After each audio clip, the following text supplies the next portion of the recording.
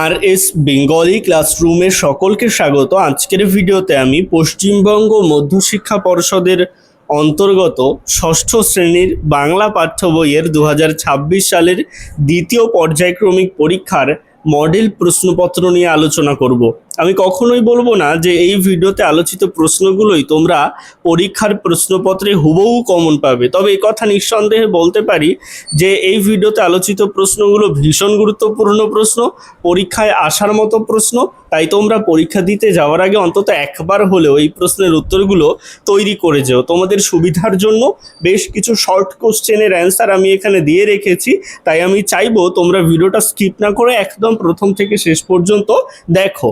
তো কথা না বাড়িয়ে শুরু করছি আজকের মূল ভিডিও।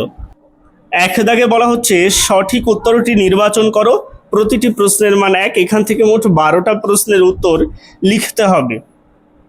একের এক দাগের প্রশ্ন, মানভূম দেয়াল চিত্রের প্রতীক হলো, উত্তর হবে পদ্ম। একের 2 দাগের প্রশ্ন, মাটির ঘর তৈরি তথা দেয়াল চিত্রের ক্ষেত্রে কারা অগ্রসর, উত্তর হবে সাঁওতাল। একের 3, ফাঁকি গল্পে বর্ণিত গাছটি হলো, উত্তর হবে আম। একের 4, দূরে দূরে কতগুলি গ্রামের মাঝে একখানি হাট, উত্তর হবে 10-12, অর্থাৎ 10-12খানি গ্রামের পরে। একের 5, বিকেলবেলায় বিকায় হেলায়, কি হেলায় বিকায়, উত্তর হবে প্রভাতের ফল। একের 6, আলোক লুকায়, উত্তর হবে বকের পাখায়। এ প্রসঙ্গে বলে রাখি, এখানে এমসিকিউতে সম্ভবত কবিতা থেকে 2টো থাকতে পারে আর গল্প থেকে 2টো থাকতে পারে, বেশি থাকবে ব্যাকরণ থেকে। একের 7 দাগের প্রশ্ন, অনুসর্গের অপর নাম, উত্তর হবে কর্মপ্রবচনীয়। একের 8 দাগ, উপসর্গ ব্যবহৃত হয়, উত্তর হবে শব্দের আগে। একের 9, উপসর্গের অপর নাম, উত্তর হবে আদ্য প্রত্যয়। একের 10, প্রদত্ত কোন রূপটি ঠিক নয়, উত্তর হবে উনি যোগ সে। একের 11, অনুসর্গ শব্দ বা ধাতুর, উত্তর হবে পরে বসে। একের 12, যে শব্দ দ্বারা জলবেষ্টিত ভূখণ্ডকে বোঝায় তা হলো, উত্তর হবে দয়বয় দীর্ঘী প। একের 13, প্রদত্ত কোনটি অনুসর্গের উদাহরণ নয়, উত্তর হবে দের। একের 14, প্রদত্ত কোনটি সংস্কৃত অনুসর্গ, উত্তর হবে ন্যায়। একের 15, সংস্কৃত উপসর্গের মোট সংখ্যা, উত্তর হবে 20। এবারে চলে আসছি 2 দাগে। এখানে বলা হচ্ছে অতি সংক্ষেপে উত্তর দাও, প্রতিটি প্রশ্নের মান 1। এখান থেকে মোট 12টি প্রশ্নের উত্তর লিখতে হবে। গল্প থেকে 4টি প্রশ্ন থাকতে পারে, কবিতা থেকে 4টি প্রশ্ন থাকতে পারে, আর হজ বরল থেকে 4টি প্রশ্ন থাকতে পারে। আমি এখানে তোমাদের সুবিধার জন্য বেশি বেশি করে গুরুত্বপূর্ণ প্রশ্ন দিয়ে রেখেছি, সবগুলোই পড়ে রাখবে। 2-এর 1 দাগের প্রশ্ন, গোপালের বাবা কোথা থেকে ল্যাংড়া আম আনিয়েছিলেন, উত্তর হবে ভাগলপুর। 2-এর 2, শরতের আশীর্বাদ তোমাদেরও উপরে ঝরুক, কে এমনটি কামনা করেছিল, উত্তর হবে সূর্য। 2-এর 3, চিত্রগ্রীব কথার অর্থ কি, উত্তর হবে চিত্রিত বা রঙিন গ্রীবা, বা চিত্রিত বা রঙিন গ্রীবা আছে যার। মনে রাখবে চিত্রগ্রীবের বাবা গেরোবাজ আর মা হরকরা বংশের সুন্দরী ছিলেন।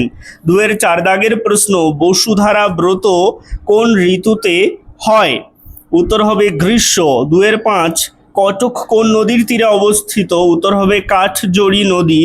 2-এর 6, আশীর্বাদ গল্পে জল কেমন করে হেসে উঠল, উত্তর হবে খলখল করে। এবারে কবিতা থেকে নেওয়া প্রশ্নগুলো দেখো।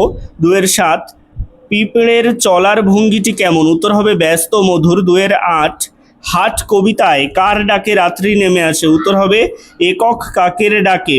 2-এর 9, পিঁপড়ে কবিতায় দুদিনের ঘর বলতে কি বোঝানো হয়েছে, উত্তর হবে এই পৃথিবীতে আমাদের বেঁচে থাকার স্বল্প সময়কালকে বোঝানো হয়েছে।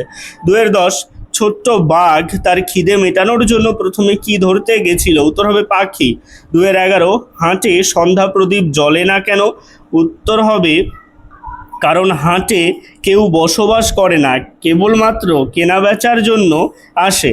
2-এর 12, কেমন যেন চেনা লাগে, কবির কি দেখে চেনা মনে হয়েছে, উত্তর হবে পিঁপড়ের ব্যস্ত মধুর চলা দেখে।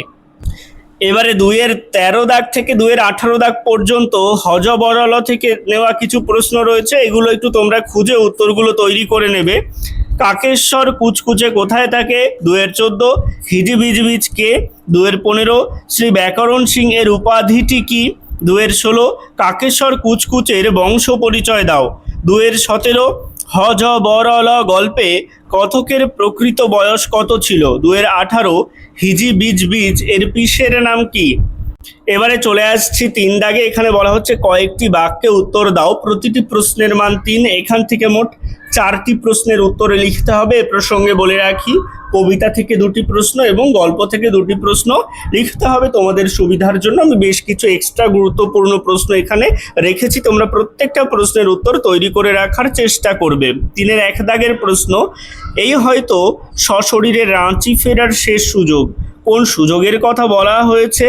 লেখক কিভাবে সেই সুযোগকে কাজে লাগালেন? 3-এর 2, সেই দিন থেকে গাছ হেলে পড়েছে পূর্ব দিকে। কোন দিনের কথা বলা হয়েছে? 3-এর 3, এইটুকু জমি খালি রাখা যাক, প্রস্তাবটি কে দিয়েছিলেন? কেন তিনি এমন প্রস্তাব দিয়েছিলেন? 3-এর 4, বাস ডিপোয় অপেক্ষমান যাত্রীদের ছবি পাঠ্যাংশে কিভাবে ফুটে উঠেছে লেখো। 3-এর 5, সাঁওতালি দেয়াল চিত্র কিভাবে তৈরি করা হয় আলোচনা করো। এবারে কবিতা থেকে নেওয়া প্রশ্নগুলো দেখে নাও। 3-এর 6, হাট কবিতা অনুসারে দিবসে এবং সন্ধ্যায় হাটের চিত্র সংক্ষেপে বর্ণনা করো। 3-এর 7, মাটির বুকে যারাই আছি এই দুদিনের ঘরে। এই দুদিনের ঘরে বলতে কি বোঝো? কে সবাইকে কিভাবে এই দুদিনের ঘরে আদরে ঘিরে রাখে?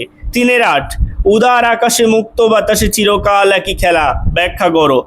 3-এর 9, ভদ্র বাঘে হেথায় বাঁধে ডেরা, বাঘছানার কেন এমন মনে হয়েছিল, শেষ পর্যন্ত কি হলো আলোচনা করো। 3-এর 10, বাজে বায়ু আসি বিদ্রূপ বাঁশি, কবির এমন মনে হওয়ার কারণ কি? এবারে চলে আসছি 4 দাগে।